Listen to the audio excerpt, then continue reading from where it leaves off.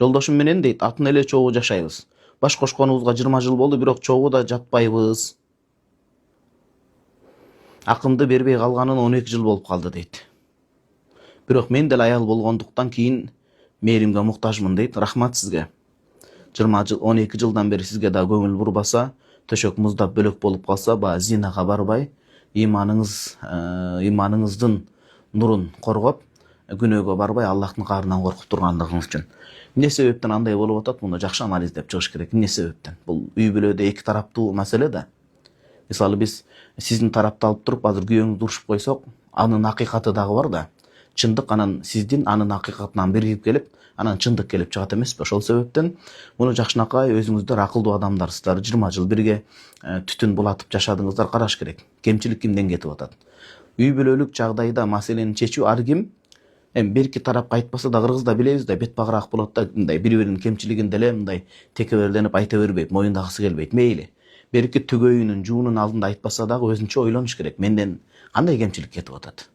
Ошол 12 жылга чейинки мен кандай аял элем, азыр кандай болдум деп. Албетте бирок көпчүлүк жүк баары бир баягы күчтүү кылып жаратылгандай эркек адамга жүк ташталат.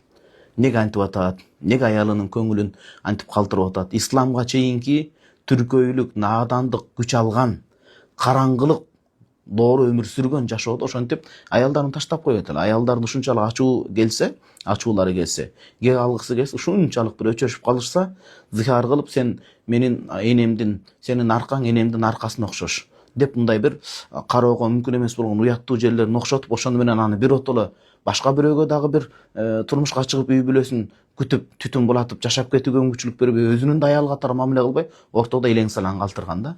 Андай болбойт да. Кудай таалам иман берип атса, ислам берип атса, жакшынакай акысын берип жашаш керек. Кыяматта жооп берет. Ал маселеде дагы. Жам тирүү жан болгондойн, анын дагы акыл эң биринчи жогорудан баштайлы, акыл көрөнгөсүнүн акысы болот. Аны менен да сүйлөш керек. Аял заты болгондон кийин. Анан эркектик жанагындай муктаждыктарын камсыз кылып туруш керек. Дененин дагы, дене кумарынын адал нике байлангандайын акысы болот, улуу сөздү уят жок. Анын баардыгына жооп берип калыш керек болот. Ошон үчүн күйөөңүз дагы, сиз дагы ойлонуңуздар. Эмне себептен кемчилик кетип атат? Истихара окуңуздар. Эгерде истихара жаман болуп, жок деп экөөңүздөр тең тирешип аткан болсоңуздар, анда ойлонуп көрүш керек. Анда бириңиздердин жолуңуздарды бөгөт кылбашыңыздар керек да. Кудай сактасын эми. Кыргызстанда ушундай көбөйүп баратат. Бул эмнеден кабар берет? Бул ошо имансыздашып калган. Биринчи негизгиси ушул имансыздашып калган. Эркек жашап байкуш аялы сулуулугун берип, өмүрүн арнап, бала чага төрөгөндөн кийин жаш жасанып жүргөн бирөөгө көңүлү тарта баштайт да, аялы көзүнө көрүнбөйт, андай эмес. 1000 жасансын, 1000 дүйнөнүн сулуусу мис айымы болсун, бирок аялына жетпейт ал.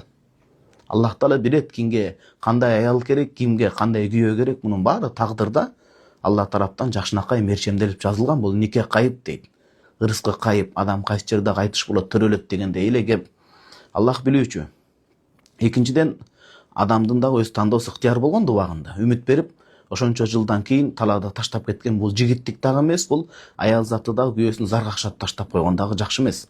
Эртең бул кайтар дүнүйө, бала чакасынан кайтып калыш коркунучу бар да, этиятташ керек эми. Бул имандын алсыздыгы. Ошентип аялын жактырбай калып, тигинтип. Экөө тең кемчилигин оңдош керек. Экинчиси, кыяматты биз эсеп суракты унутуп калдык туугандар.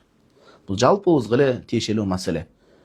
Бул тетиги ажообуздан баштап эң азыр балагатка жетип, шарияттын моюну жүктөлгөн адам ар бирибиз ушуну көз жазымдан чыгарбашыбыз керек. Эртең эсеп кысап бар, сурак бар ар бирибиз.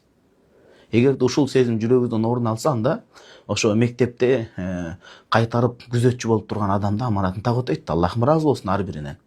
Колдон келишинче жакшынакай эмгектерин кылып атат, бирок үй бүлө алкагында да, үй бүлө дагы кичинекей мамлекет болот. Ушуну унутпашыбыз керек.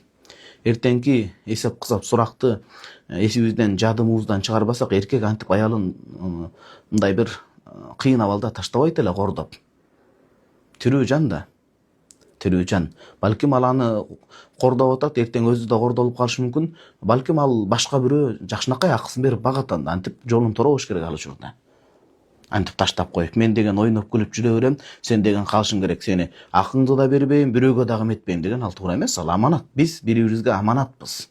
Эч качан молдолор, дин таркаткан адамдар, таалимин айткандар ажырашкыла дебейт.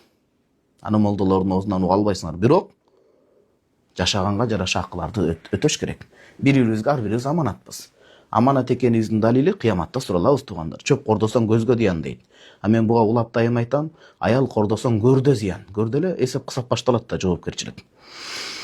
Ошон үчүн экөөңүздөр тең кемчилигиңиздерди оңдоңуздар дагы, экөөңүздөр тең жашаганга аракет кылыңыздар, оңдолуш керек. Адам азын оолак маяны алыш үчүн жумушта чоңунун пейили жакпай атса дагы коем ушул айлык үчүн чыдап коеюн дейт го. А эмне үчүн акчадан да байлыктан да жогору турган чыныгы байлык балдар үчүн оңолбойбуз туугандар? Мындай келгиле жүрөктөрдү ачып суроо береличи. Ар бирибиз могу сөздөр жүрөктөргө жетсинчи түпкүрүнө. Неге биз балдар үчүн сүйүү деп эле романтика деп каяка барып атасыңар? Сүйүү жөн эле жылуу сөздү сүйлөп коюп, убактылуу кечирип коесуздар, кумарганганча бири-бирин алдап. Жок, сүйүү бул кыймыл аракет менен тастыкталыш керек. Сүйүү бул бири-бирине бара-бара убакыт өтүү менен күйүүгө айланыш керек. Ошондой эмеспи?